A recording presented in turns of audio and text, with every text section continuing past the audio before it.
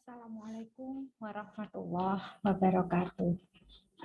Hari ini kita akan melanjutkan perkuliahan kita.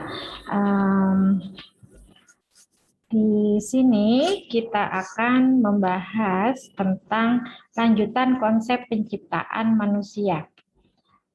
Konsep penciptaan manusia di dunia kita kemarin sudah mempelajarinya, ada di mana kita diciptakan dari manusia pertama yaitu Nabi Adam, kemudian diciptakan Allah selanjutnya Hawa, dan ketiga ini adalah konsep dari penciptaan kita secara umum, manusia yang ketiga. Nah, setelah itu hari ini kita akan mempelajari orientasi hidup manusia.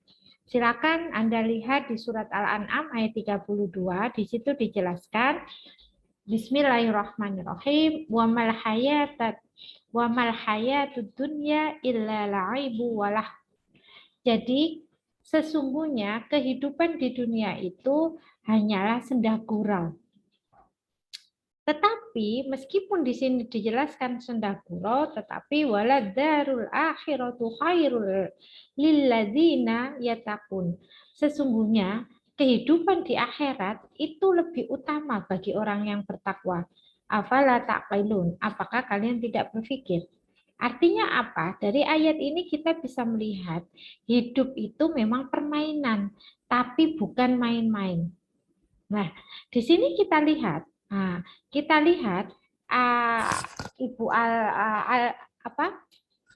ilustrasikan itu permainan sepak bola. Sepak bola itu permainan, tetapi kita tidak boleh main-main. Kenapa tidak boleh main-main? Kalau nanti main-main saja, bukan permainan, kita akan kalah kemasukan gol lawan. Artinya apa? Kita bermain, tetapi harus serius. Itulah hidup. Jadi jangan berpusat sebagai apa, tetapi bagaimana kita ini. Kita tidak perlu bangga ketika menjadi seseorang yang memiliki kedudukan, tetapi kita harus bangga ketika bagaimana kita bisa mengelola kedudukan kita agar bisa memberikan manfaat pada orang lain. Itu. Yang selanjutnya, ini perjalanan hidup kita, ya, perjalanan hidup kita dari mulai kita dilahirkan sampai nanti. Yang pertama yakni alam ruh.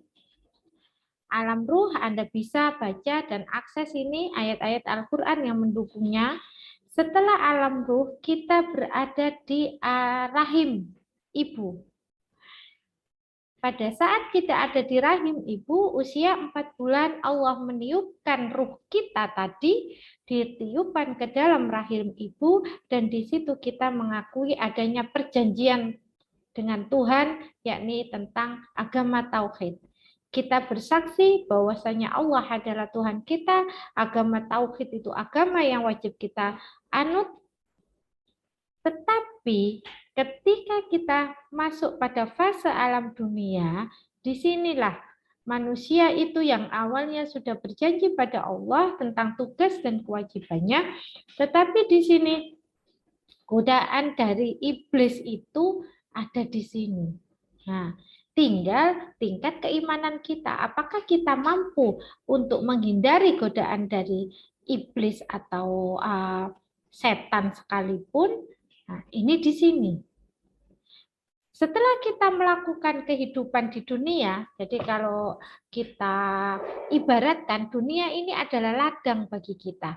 Apa yang kita tanam, apa yang akan kita tuai itu nanti di alam akhirat ini.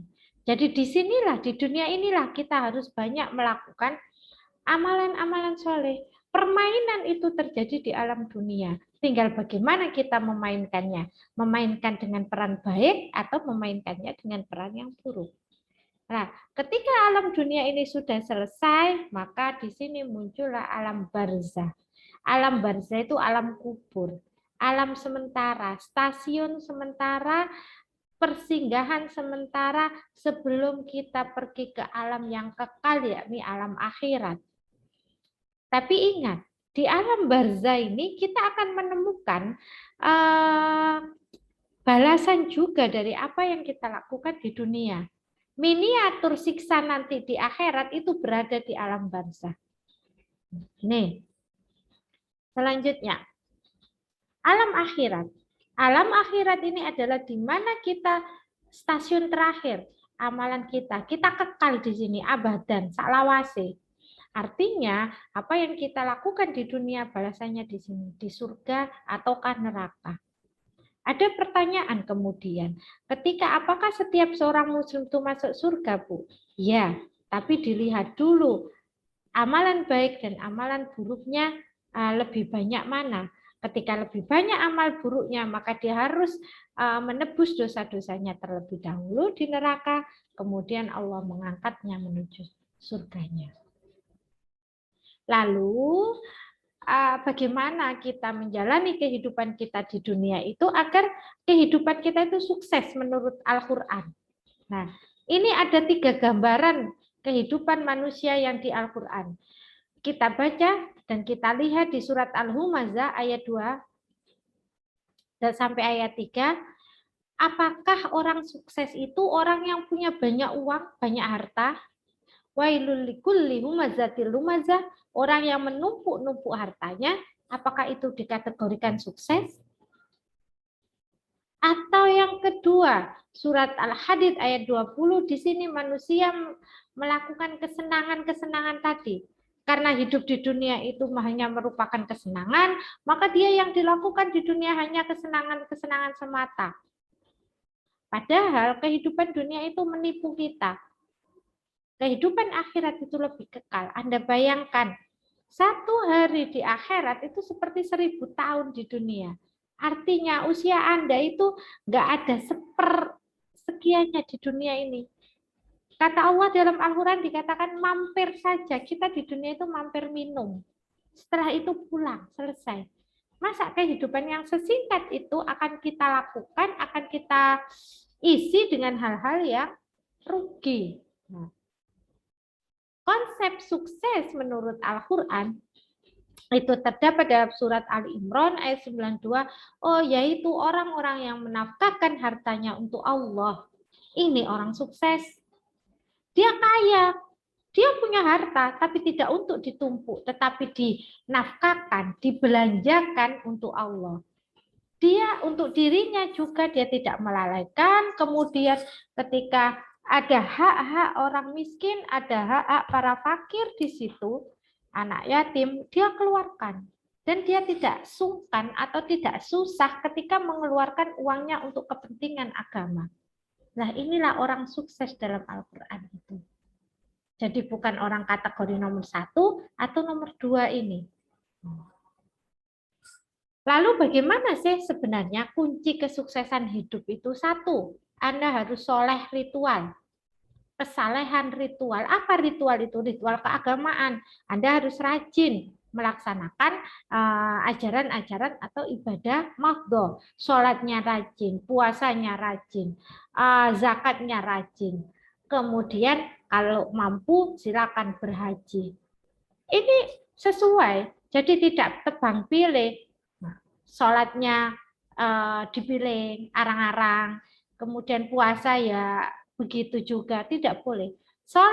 Kesolehan ritual itu dilihat, sholatnya harus bagus. Ritual keagamaannya. Yang kedua adalah kesolehan sosial. Orang beragama tidak akan dikatakan sukses hidupnya ketika dia tidak bersosialisasi. Jadi kalau ada orang katanya soleh, katanya bertakwa, tapi hanya urusannya sama akhirat saja, dia tidak melakukan sosialisasi, dia tidak berhubungan dengan manusia yang lain, maka mereka tidak mendapatkan kesolehan sosial. Yang ketiga adalah kesolehan spiritual. Kesolehan spiritual itu apa? Kalau tadi ritual itu pada pelaksanaan ajaran agama, spiritual itu adalah maknanya. Apakah sholatnya sudah memberikan imbas kebaikan pada lingkungannya? Apakah puasanya menghasilkan menjadi manusia yang lebih baik, yang lebih sabar? Apakah ibadah hajinya berpengaruh pada kehidupannya menjadi lebih baik? Tetapi kalau itu semua yang dilakukan, ritual-ritual itu yang dilakukan, tidak ada efek apapun dalam kehidupan selanjutnya, maka tidak akan ada gunanya. Yang terakhir adalah kesalehan publik. Apa itu kesalehan publik? Sekarang media sosial sudah banyak. Siapapun bisa mengakses, siapapun bisa mengeluarkan pendapat tanpa ada rasa takut sekarang ini. Maka dari itu kita harus soleh dalam berkomentar di media sosial, dalam menyikapi berita-berita yang muncul di media sosial. Tidak mudah terpengaruh dengan berita-berita yang belum kita cari tahu kebenarannya. Seperti itu. Jadi kalau kita bisa memegang 4 ini, maka kunci sukses itu akan tinggal menunggu saja. Mungkin demikian yang bisa Ibu sampaikan. Kalau ada pertanyaan atau hal yang kurang jelas nanti silakan disampaikan di forum chat. Terima kasih. Assalamualaikum warahmatullahi wabarakatuh.